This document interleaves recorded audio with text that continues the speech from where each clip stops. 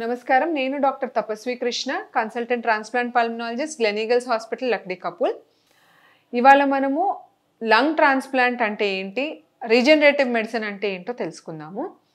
Regenerative medicine అంటే మన బాడీలో ఉన్న చెడిపోయిన ఆర్గన్స్కి రీజనరేట్ చేయడానికి మనం ఇచ్చే మెడిసిన్నే రీజనరేటివ్ మెడిసిన్ అంటాము.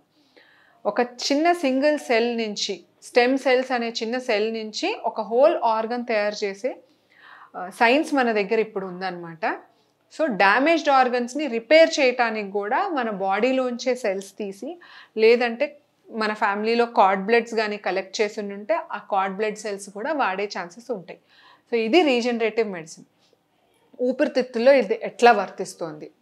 రీజనరేటివ్ మెడిసిన్ లంగ్ సైన్స్లో సిఓపిడి పేషెంట్స్ అంటే క్రానిక్ అబ్స్ట్రక్టివ్ పల్మనరీ డిసీజ్ పేషెంట్స్లో కానీ, లేదంటే ఇంటర్స్టిషియల్ లంగ్ డిసీజ్ పేషెంట్స్, వీరిలో చాలా ఎక్కువగా వాడటం జరుగుతుంది.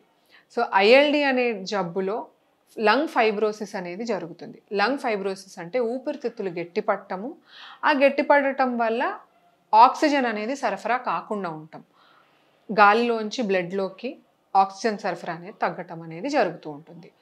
సో ఈ ఐఎల్డి డిసీజ్ ఉన్నప్పుడు ఐదర్ ఊపిరితిత్తుల్ని మార్చటము, లేదంటే ఆ ఊపిరితిత్తుల మార్పిడి జరిగే వరకు రీజనరేటివ్ మెడిసిన్ సహాయత తీసుకోవటం చాలా ఇంపార్టెంట్ అవుతుంది. రీజనరేటివ్ మెడిసిన్కి కార్డ్ బ్లడ్ సెల్స్ కానీ, పేషెంట్స్ ఓన్ బోన్ మ్యారో కానీ తీసుకుని స్టెమ్ సెల్ థెరపీ అనేది చేయటం జరుగుతుందన్నమాట.